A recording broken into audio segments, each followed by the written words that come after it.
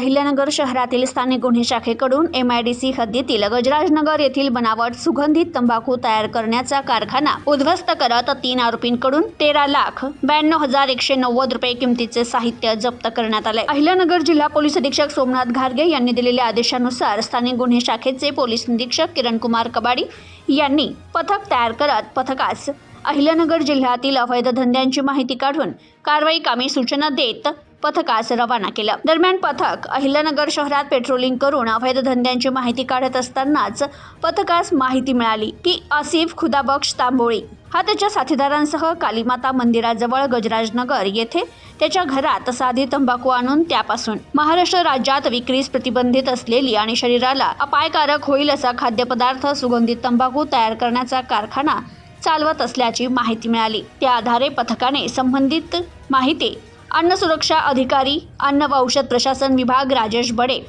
यांना कळवत कारवाई कामी बोलावून घेतलं। पथकाने अन्न सुरक्षा अधिकारी यांच्यासह संबंधित ठिकाणी जाऊन खात्री केली असता तेथे 3 इसम सुगंधित तंबाखू तयार करताना आढळून आले।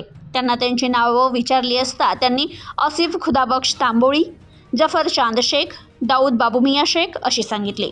अन्न सुरक्षा अधिकारी यांनी घटना ठिकाणी पाहणी केली असता तेथे साधी तंबाखू आणून तंबाखूच रसायनं रंग मिश्रित करून बनावट सुगंधित तंबाखू आणि पानात टाकण्याचा बनावट किमाम तयार करत असल्याचं कळवलं।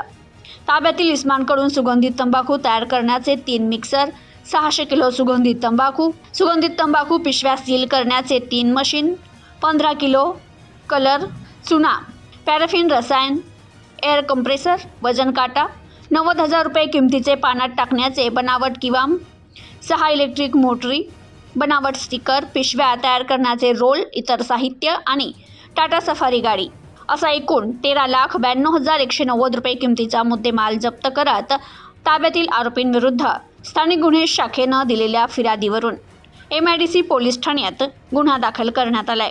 प्रतिनिधी शफी सय्यद, न्यूज टुडे 24, अहिल्यानगर।